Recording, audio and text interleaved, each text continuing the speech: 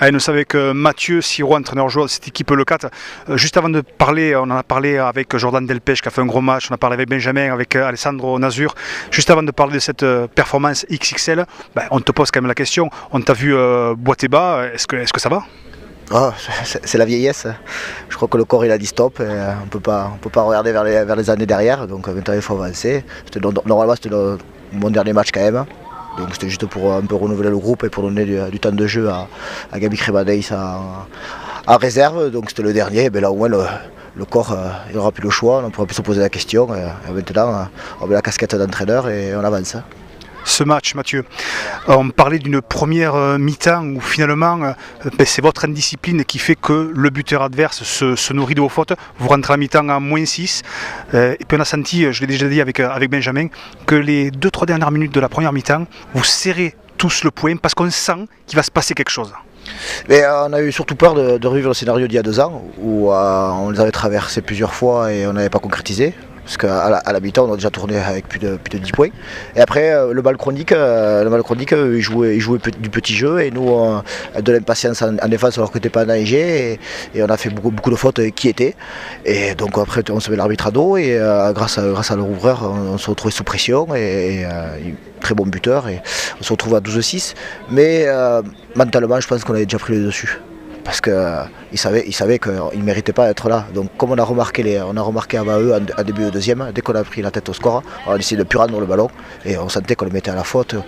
J'ai trouvé bizarrement très dense en défense, mais c'est très serré, il y avait des espaces de partout et on voyait que dès qu'on avait le ballon, on les mettait vraiment à la rue. Quoi. Et finalement, quand on voit la seconde mi-temps XXL que vous faites, je répète, XXL, mais finalement ils ont 2-3 balles de match. Vous pouvez perdre, amigo, vous pouvez perdre. On peut perdre une mêlée à 5 pour nous.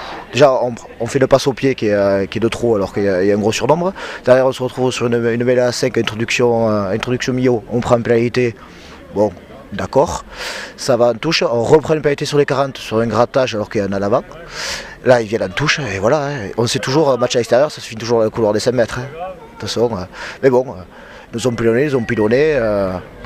On a senti vraiment une équipe de Le 4 qui a été valeureuse, contrairement peut-être au comportement qu'on a eu ces derniers temps. Voilà. Nous, on n'était pas venus chercher un résultat, on était venus chercher surtout un comportement. Et le comportement engendrera le résultat et la qualité des joueurs qu'on a. Et quand tu parles de comportement, on parlait de ces trous d'air que vous aviez sur certains déplacements. Et puis là, voilà, je répète toujours la même chose, mais on a senti cette équipe de Le 4 monter crescendo tout au long de la rencontre. Et puis nous, sur info-.com, on a vécu une seconde mi-temps de dingue, où j'espère d'ailleurs que les auditeurs se sont régalés, mais c'était vraiment une seconde mi-temps de grosse facture. Vous avez été énorme, la seconde mi-temps énorme. Hein. On n'a pas été énorme, on a joué à notre niveau. On a joué à notre niveau quand on respecte les schémas, avec la qualité des joueurs qu'on a, si on ne fait pas de faute, la conquête qu'il y a, on peut jouer devant, on peut jouer derrière, on a joué à l'alternance, on a de très bons joueurs, sauf que des fois on manque un peu de gestionnaire, c'est pour ça que des fois il faut appeler à des vieux de 36 ans comme moi, qui apportent rien au niveau rugbyistique et peut-être un peu plus de maturité. Mais quand ces joueurs-là auront acquis cette maturité, l'alternance qu'on a avec la qualité, c'est notre niveau de jeu, c'est pas un match énorme, c'est un match normal. C'est un match normal, Mathieu, comme tu le stipules. On va finir par une note positive parce que je trouve que c'est une belle note. On vient de faire une interview il y a quelques minutes de Jordan Delpech. Il a été très très sympa en disant que moi je suis là par intérim, j'ai des joueurs de qualité qui sont à mes côtés et j'essaie de faire ce que je peux, sans pression. Et puis moi je trouve que ce 10 il a été énorme. Lui par contre. Oui, parce qu'il s'est retrouvé là il y a 3 matchs. Par défaut, on va pas le cacher parce que il n'avait pas fait un gros début de saison. Il s'est retrouvé là, il nous donne satisfaction au bar, dans l'animation. C'est quelqu'un, Jordan, qui doute beaucoup de lui, qui a un énorme potentiel, mais qui, dès qu'il va manquer une action, est très dur envers lui. Alors qu'on dit on a besoin de sentir la sérénité et rassurer les autres. Donc je pense qu'il a aussi mûri, il commence à avoir 25 ans. Donc qu'est-ce qu'on demande à un ouvreur, même malgré l'échec, toujours confiant en lui. Et il nous a fait un match à 100%, et ça fait depuis 3 matchs où vraiment il monte crescendo. Quoi. C'est le Jordan qu'on connaît à l'entraînement. Il n'est pas exceptionnel, c'est le Jordan qu'on connaît. Dernière note, je disais avant-dernière, mais dernière note. Objectif, Mathieu, on nous parlait, objectif, oui, c'est la 2e place. Je sais qu'il y a cette réception de Gaillac, Villefranche, pardon, pourquoi pas. Mais là, l'objectif, là, les 2 derniers matchs. Là. Mais déjà valider cette victoire en réceptionnant Gaillac qui a eu 7 ou 8 bonus défensifs à l'extérieur, donc ça veut dire qu'ils sont toujours dans le match. On a eu un match compliqué là-bas.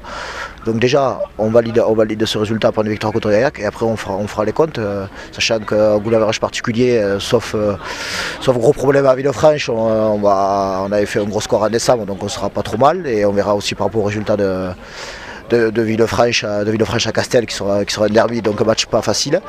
Et on aura surtout un cas de conscience parce qu'on va avoir le retour de quelques cadres de début d'année qui reviennent. Donc voilà, est-ce qu'on va le jouer à fond? Est-ce qu'on va relancer certains pour le match de barrage qui est arrivé? Voilà, franchement, aujourd'hui, je sais pas.